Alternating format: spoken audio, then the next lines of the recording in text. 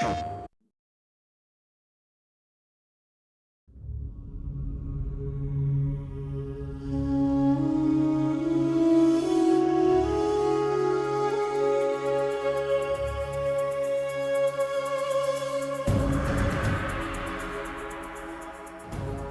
do a ton of concept images for all of these Ratchet games.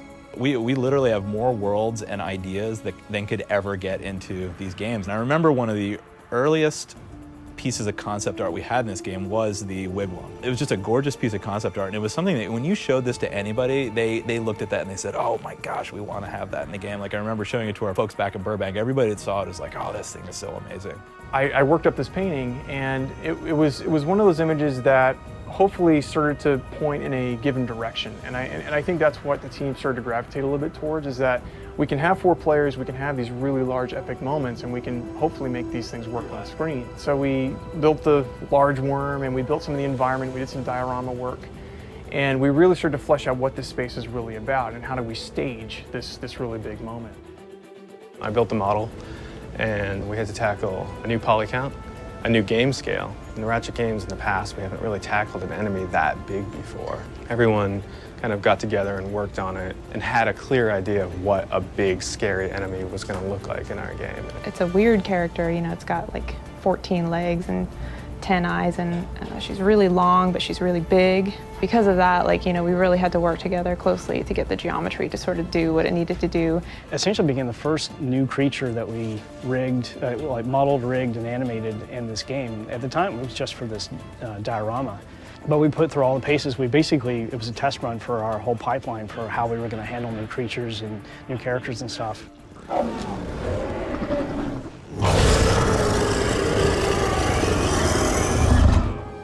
You know, we knew from the very early going that we wanted this to be a single screen co-op experience, because we think that's the best way to give players a shared experience. To address that on the art side, we took a look at the characters. The first thing we did was drop our 4 main characters together on screen. In the previous Ratchet games, a lot of times you would see a character within a cinematic. And these cinematics were set up in a very particular way, just like movies, where an actor, if the actor's taller or shorter, they can compensate for that with these cameras.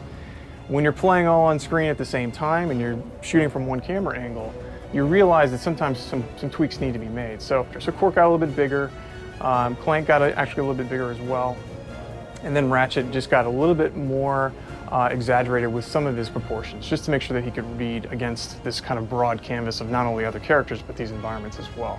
And Nefarious stayed virtually the same. We got him a little narrower, his head got a little bit bigger, and that was just to sort of push the emphasis that he was a little bit scarier and he had a little bit more of a bigger cranium. Hold me like you used to before you became a flesh-eating zombie. Qwark, would ya? You twit! You dare lay your squishy hands on me?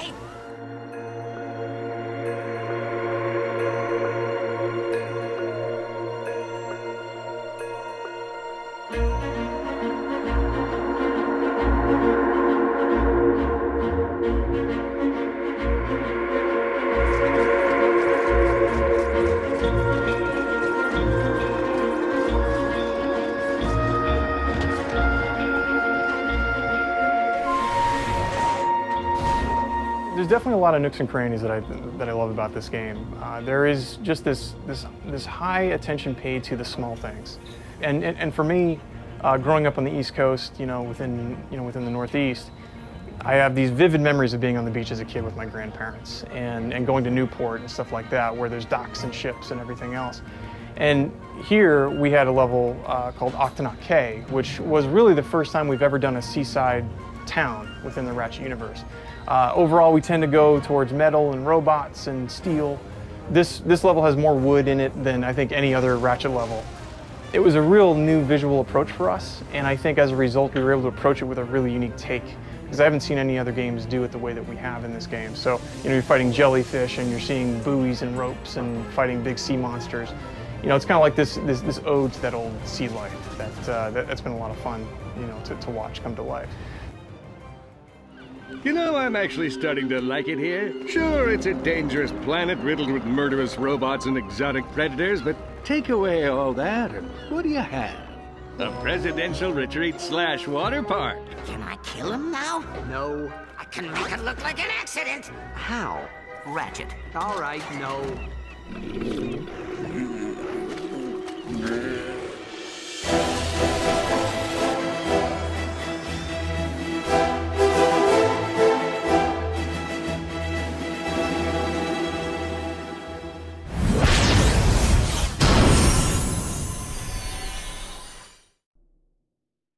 PlayStation